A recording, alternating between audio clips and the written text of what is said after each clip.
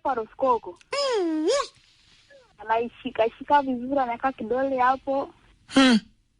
Alafu ananyorosha, anaweka mkono anazungusha. Yaani akifanya hivyo anakumaliza wewe.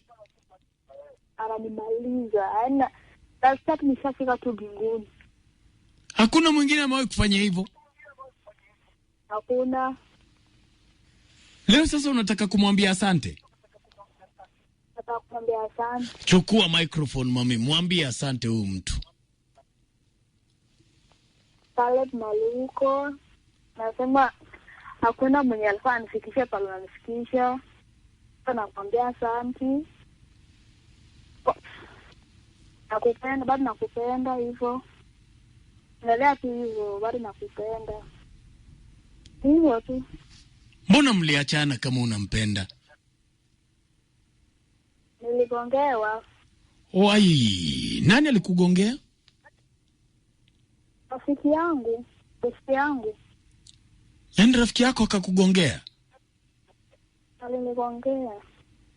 Pole sana. Sasa hiyo umemove on ama bado? Nilisema hapana. Nilikuwa nataka kunyakua jana hapo. Oh. Uko ready kunyakua wewe kwani? Niko ready. Jana nijaribu hapo na mku nini. Oh, haya fanya hivi Acha uongee na my producer hapa ndio akuweke kwa line hapo. Kesho I think unaweza nyakua. Hebu ngojeni niwaulize. Because we realize yani there are so many people waliwachana lakini anakumbuka tu yule ex wake juu ya utoaji wa kutu.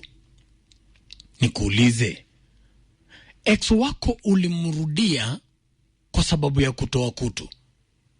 Ulirudia huyo ex wako hata kama alioa ama kuolewa juu ya utoaji wa kutu?